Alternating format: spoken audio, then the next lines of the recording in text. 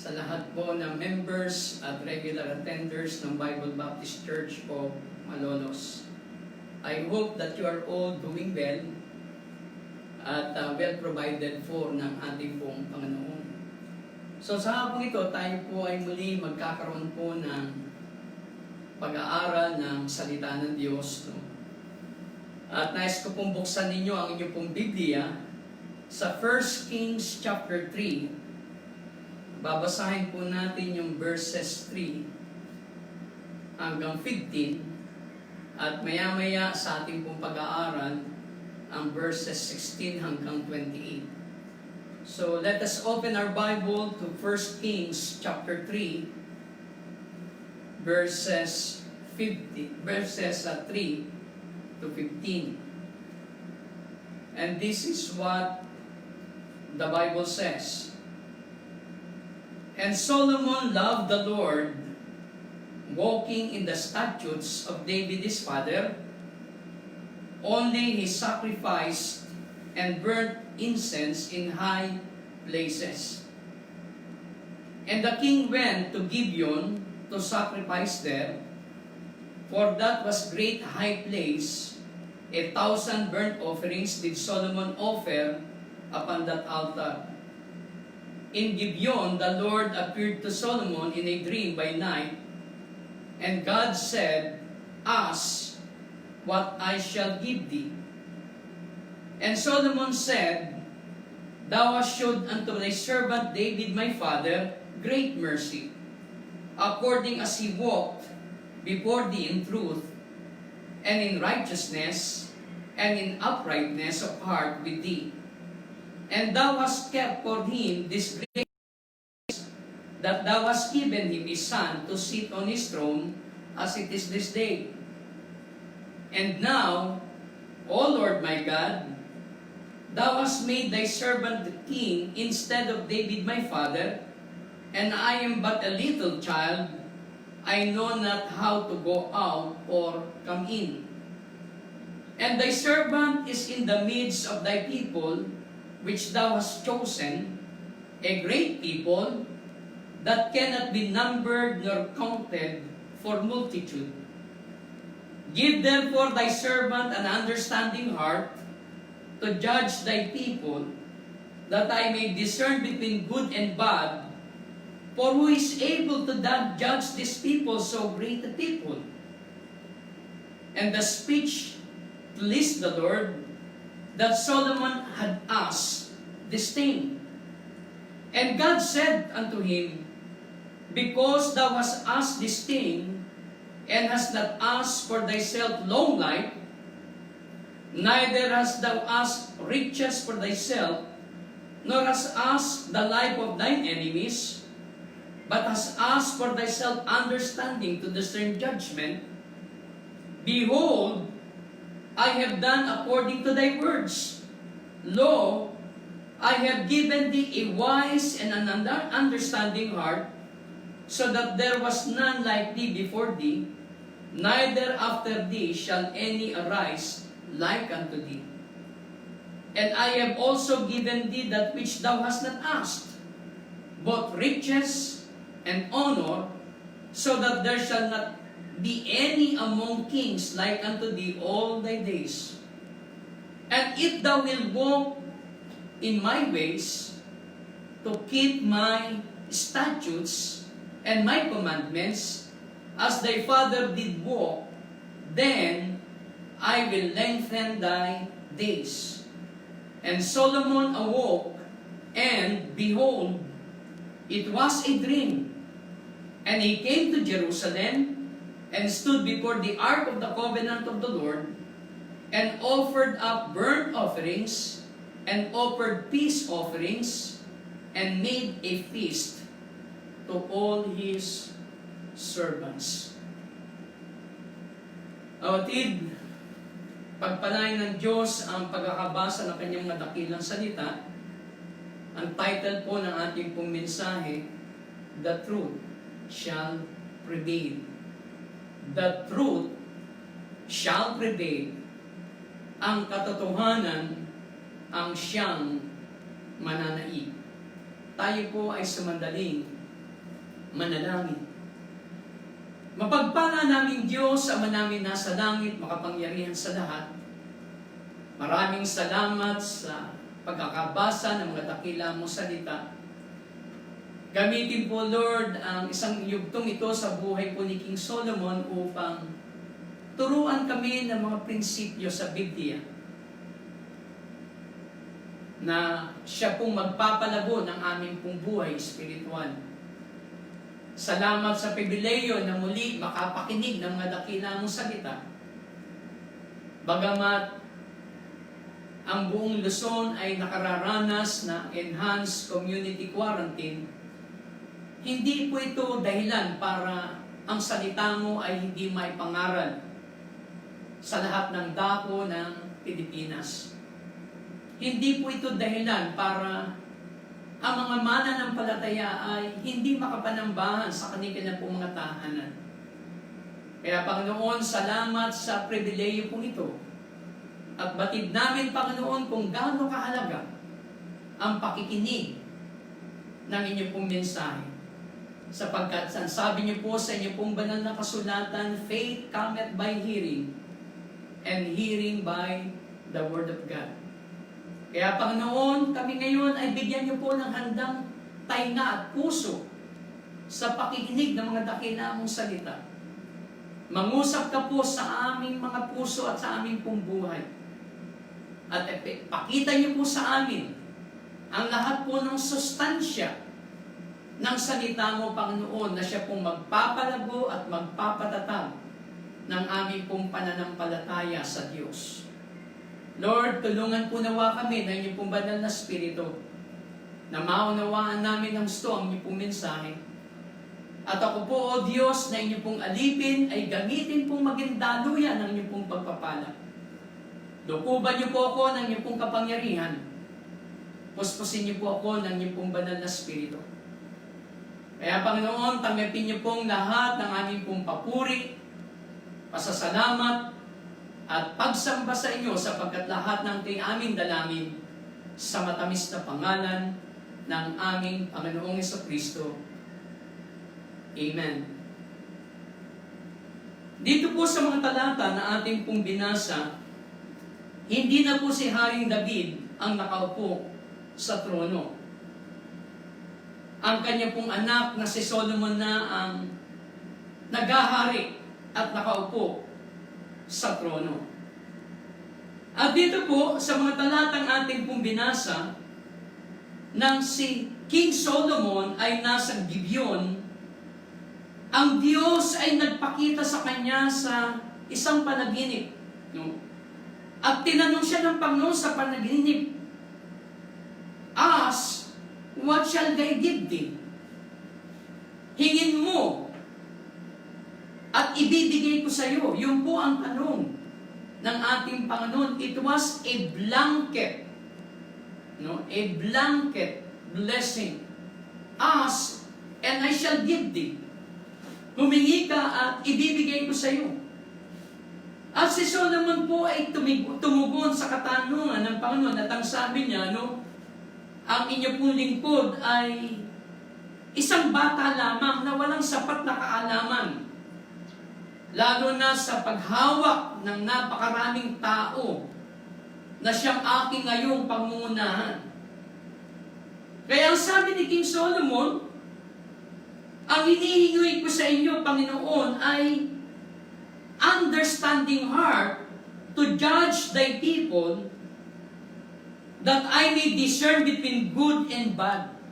So ang hiningi po ni King Solomon ay understanding heart, upang matutunan niya kung paano niya pangungunahan, huhusgahan ang mga tao at malaman niya kung ano ang mabuti at ang masama. At dahil sa hikahilingan na ito ni King Solomon, natuwa ang Diyos. Ang sabi ng Panginoon, ako'y natutuwa sapagkat maganda ang iyong kahilingan. Hindi ka humingi sa akin ng mahabang buhay, hindi ka humiling sa akin ng kayamanan para sa iyong sarili. Hindi mo rin hiningi sa akin ang buhay ng iyong mga kaaway. bagkos ang iyong hiningi ay pangunawa sa paghuhusga, pag-unawa sa pag-alam kung ano ang tama at mali, ano ang mabuti at ang masama. Kaya ang sabi ng Panginoon, dahil sa iyong kahilingan na yan, ibibigay ko sa iyo ang mga bagay na hindi mo hiniling. Ano po yung mga bagay na ibinigay ng Diyos kay King Solomon na hindi naman niya hiniling? Sabi po rito sa verse 13, riches and honor, kayamanan at karangalan, so that there shall not be any among kings like unto thee all thy days. Walang magiging hari na kagaya mo sa lahat, sa buhay na ito. Bibigyan kita ng kayamanan at karangalan. At ang sabi ng Panginoon, kung ikaw ay lalakad ayon sa aking mga kautusan, na kagaya ng ginawa ng iyong amang si David, bibigyan pa kita ng mahabang buhay. Kaya nung magising si Haring Solomon, siya ay nagtungo kaagad sa Jerusalem. Siya ay nag-offer ng burnt offerings, nag-offer siya ng peace offerings, and he made a feast to all his servants. At sa mga susunod na talata, nasubok na po yung naging kahilingan nitong si King Solomon. Bakit ko po sinabing nasubok na yung naging kahilingan ni King Solomon? Babasahin po natin yung mga talata, verses 16 to 28. Then came there two women that were harlots unto the king and stood before him. And the one woman said, O my lord, I and this woman dwell in one house, and I was delivered of a child with her in the house. And it came to pass the third day after that I was delivered, that this woman was delivered also, and we were together. There was no stranger with us in the house, save we two in the house. And this woman's child died in the night, because she overlaid it. And she arose at midnight and took my son from beside me, while thine handmaid slept, and laid it in her bosom, and laid her dead child in my bosom. And when I rose in the morning to give my child suck, behold, it was dead. But when I had considered it in the morning, behold, it was not my son, which I did bear. And the other woman said, Nay, but the living is my son, and the dead is thy son. And this said, No, but the dead is thy son, and the living is my son. Thus they spake before the king. Then said the king, The one saith, This is my son that liveth, and thy son is the dead. And the other saith, Nay, but thy son is the dead, and my son is the living. And the king said, Bring me a sword. And they brought a sword before the king.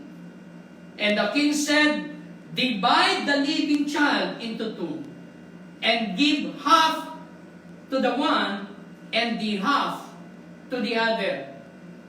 Then spake the woman, whose the living child was, unto the king, for her bowels yearned upon her son. And she said, O my lord, give her the living child, and in no wise slay it. But the other said, Let it be neither mine nor thine, but divide it. Then the king answered and said, Give her the living child, and in no wise slay it. She is the mother thereof. And all Israel heard of the judgment which the king had judged, and they feared the king, for they saw the wisdom of God was in him to do judgment. The truth shall prevail. My friends and my brethren, we are living in a world where people tend to tell lies than to tell the truth. Lying originated from our enemy, Satan. The Bible says in John chapter 8 verse 44, "Ye are of your father the devil, and the lust of your father ye will do. He was a murderer from the beginning, and abode not in truth, because there is no truth in him." So there is no truth in Satan. When he speaketh a lie, he speaketh of his own, for he is a liar and the father of it. Satan is our father when we were still unsaved. Nung hindi pa po tayo mananampalataya, hindi po Diyos ang ating Ama. Si Satanas ang ating Ama. At ang ating amang si Satanas, nung hindi pa tayo mananampalataya, siya ang ama ng mga sinungaling. Kaya sa panahon ng krisis sa ating bansa ngayon, walang puwang ang kasinungalingan. Dapat tayong maging matapat sa lahat ng ating sinasabi at sa lahat ng ating ginagawa. Wala ring puwang ang mga fake news. Dito sa istoryang ito na ating pinasa, King Solomon asked God to give him understanding heart to judge the people that he may discern between good and bad. Binigyan siya ng katalinuhan ng ating Panginoon. At nung dumating ang pagkakataon, ano ang nangyari? May dalawa pong prostitute, dalawang harlot, na humingi sa hari ng pag-uusga. And as we look at the facts of this case, it will prove to us that our God is the God of truth. Nobody can alter the truth. The truth will always prevail. Our God is the God of truth, and Satan is the father of all liars. Sabi nga po sa Deuteronomy chapter 32 verse 4, He is the rock, His word is perfect, for all His ways are judgment, a God of truth and without iniquity, just and right is He. The God that we worship, the God that we serve, is the God of truth without iniquity. He is just and He is always right. Now, pag tinignan natin yung story, mga kapatid, may 4 na bagay tayong makikita dito. Una sa lahat, mga kapatid, number 1, the details of the case. Ano po ba yung detalye ng kasong ito? The case was opened not by lawyers. Pag tinignan po natin yung istorya, binuksan po ito ng mga hindi abogadong matatalino. Ang kaso po ay binuksan ng 2 harlot, 2 prostitute. And the question is, who was the real mother of the living baby? No. Sino ba ang tunay na ina ng nabubuhay na bata, na baby? 2 lang silang magkasama doon sa bahay. Parehas silang nagdadalang tao. Nanganak yung isa, no? At pagkatapos ng ilang araw, nanganak din yung isa. Habang sila'y natutulog, merong nanay na namatayan ng anak. She overlaid it. At ang ginawa ng nanay na namatayan, hating gabi, kinuha niya yung kanyang patay na anak, na baby, ipinalit doon sa buhay. At kinabukasan, nung magpupasuso na, yung nanay na may buhay na baby, nakita niya na yung kanyang anak ay patay na. At nung kanyang makita ng maganap, nakita niya na hindi yun yung kanyang anak. At yun yung anak daw niya, nandoon, kinuha ng kanyang kasama sa bahay. So yan po yung details ng kaso. Kaya ang tanong, sino ba ang tunay na nanay ng nabubuhay na baby? That's the details of the case. Ikalawa na makikita natin dito, the difficulty of the case. Pag binasa po natin yung talata, nung sila po'y humarap na kay King Solomon, parehas po na nanay na nagsasabi, yung buhay na baby, yun yung akin. Yung patay yung kanya. Sabi naman ng sa nanay, hindi. Yung patay yung sa'yo, yung buhay yung akin. So both mothers are claiming that the baby that is alive belongs to them. Both mothers are vehement in their claim and shows deep concern about the baby. But one is definitely a liar, and one is definitely telling the truth. The Bible says in Leviticus chapter 19 verse 11, "Ye shall not steal, neither deal falsely, neither lie one to another." Proverbs chapter 19 verse 5, the Bible says, "A false witness shall not be unpunished, and he that speaketh lies shall not escape." The Bible says in Proverbs chapter 19 verse 9, "A false witness shall not be unpunished, and he that speaketh lies shall perish." Kaya kung tayo po ay taong mapagsinungaling, magaling tayo magtahi-tahi ng kasinungalingan. Paulit-ulit po na sinasabi sa Biblia na yung mga taong sinungaling, sila'y tiyak na mapaparusahan at hindi sila makakawala. No? Sila ay magpeperis, sila ay hindi makakatakas. Sabi po sa James chapter 1 verse 5, "If any of you lack wisdom, let him ask of God that giveth to all men liberally, and upbraideth not, and it shall be given him." My friends, lying is a sin, and lying is punishable by God. Dito makikita natin, kung ikaw ay ordinaryong tao lamang, hindi mo makukuhang husgahan. Hindi mo masasabi kung kanino talaga yung baby na buhay. That's the difficulty of the case. Ikatlo na makikita natin, mga kapatid, the determination of the case. So the king commanded that the child be divided. Ang sabi ni Haring Solomon, sige, hatiin sa dalawa yung baby niyan. Ibigay yung kalahati sa kanya at ibigay yung kalahati sa kanya. So Zechariah chapter 8 verses 16 to 17, the Bible says, "These are the things that ye shall do. Speak ye every man the truth to his neighbor. Execute the judgment of truth and peace in your gates." Lagi po tayo magsasabi ng totoo. Alam niyo mga kapatid, ang hirap ngayon sa ating pong kapanahunan. Kapag nagsasabi ka ng totoo, galit sa iyo ang mga tao. Pero mambola ka at magsinungaling ka, natutuwa sa iyo ang mga tao.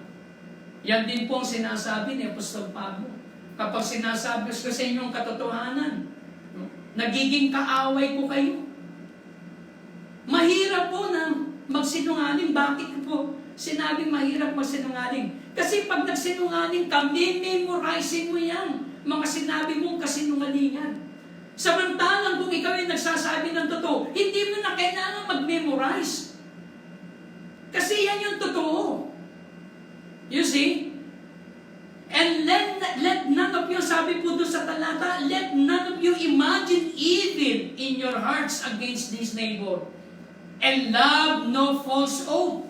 For all these things, sabi ng Panginoon, that I hate, saith the Lord. God hates lying. Marami pong mga magkakaibigan nagkakahiwalay dahil sa kasinungalingan. Marami pong mga negosyo ang bumabagsak dahil kasinungalingan. Marami pong pamilya ang nasisira dahil po sa kasinungalingan. Lying is a sin. Maski na anong kulay ang gawin mo dyan sa kasinungalingan, di ba?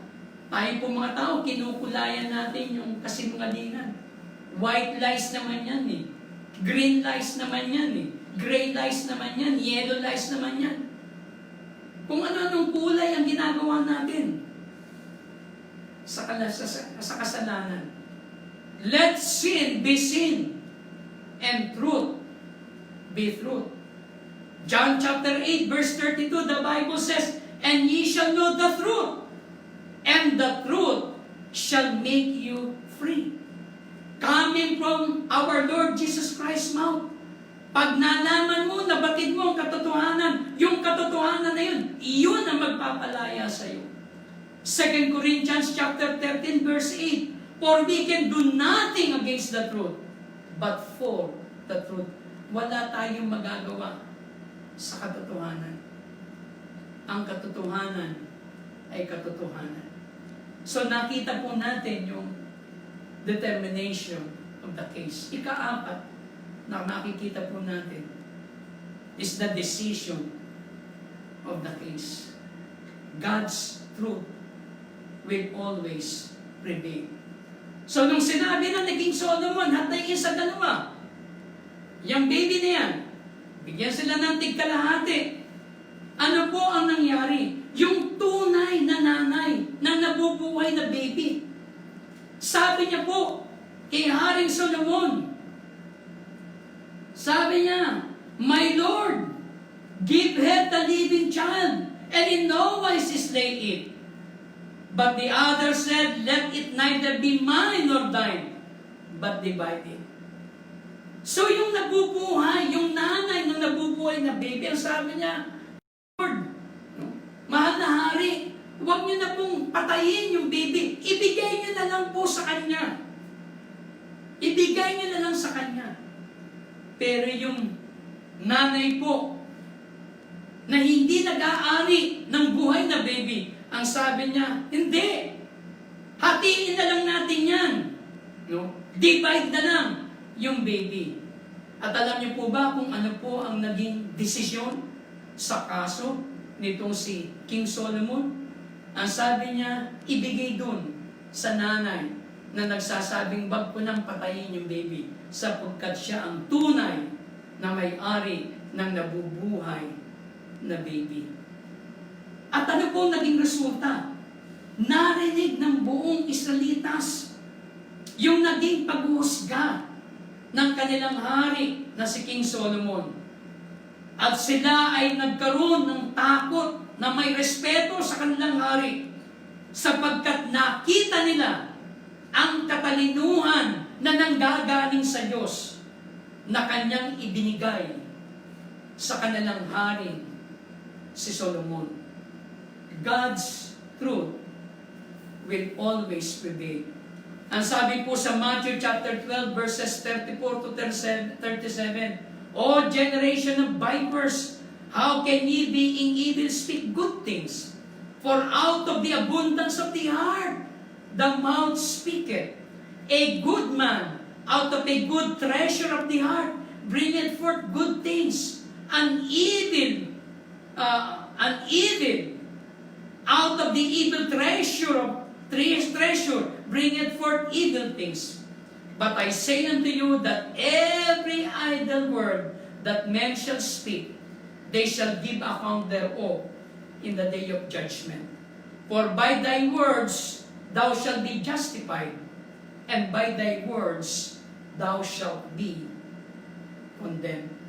Ang sabi po sa Numbers chapter 32, verse 23, "And be sure your sin will find you out. The truth shall always prevail." Maaaring ikaw ay tao na namumuhay sa kasinungalingan, pero darating ang panahon, mananaig ang katotohanan, at lalabas ang katotohanan. Mananaig ang katotohanan. Sa panahon po ng crisis na ating po nararanasan ngayon, wala pong puwang ang kasinungalingan. Tumulong tayo sa tao nang merong pagmamahal at bukal na puso. Nang wala tayong iniisip na makukuhang kapalit pagdating ng araw. Tumulong tayo sa tao na walang pag-iimbot. Tumulong tayo sa tao na meron lamang isang layunin. Mahal kita. Mahal kita. at nais ko na maging pagpapala sa iyo. The truth shall prevail. Tayo pong lahat ay magkapala sa panalangin. Dakila namin Diyos na makapangyarihan sa lahat. Maraming salamat sa inyo pong mensahe. Tunay nga po, O Diyos, na kami po ay nabubuhay sa mundo na punong-puno ng kasinungalingan. Kami po ay nabubuhay sa mundo na punong-puno ng pagpupunwari. Pero salamat sapagkat meron kang mga dakilang salita na nagsasabi na ano man ang mangyari sa mundong ito, ang katotohanan ang siyang mananaig.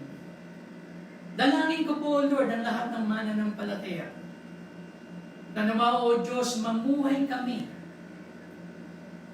doon sa katotohanan at ang kasinungalingan ay aming pong iwaksi sa aming pong mga buhay.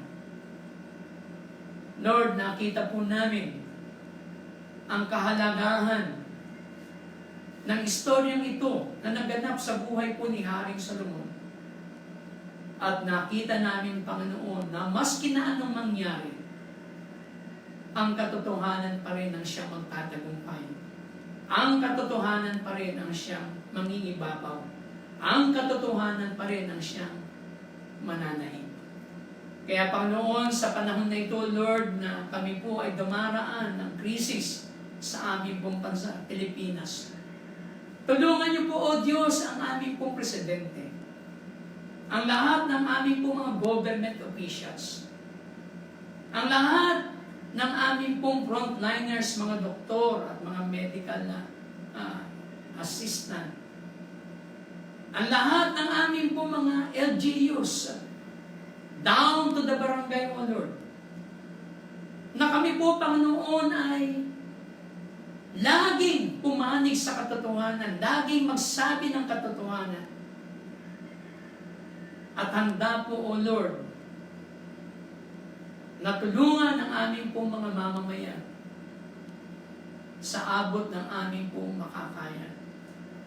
Lord, pag tinitingnan po namin ang mga Facebook at kung ano pa sa internet, punong-puno po ang mamamayan ng reklamo. Sabi nila, ilang araw na wala pa silang natatanggap. Pero pag kami po ay nanonood ng mga TV, laging sinasabi na ipadala na, naipadala na, naipadala na. Pero bakit maraming tao po, Lord, maraming ang mamamayang Pilipino parang wala pa pong natatanggap na tulong? Lord, sino po nagsasabi ng totoo? Ang mga mamamayan bang Pilipino ay sinungaling? O ang aming pong mga opisyal ang nagsisinungaling?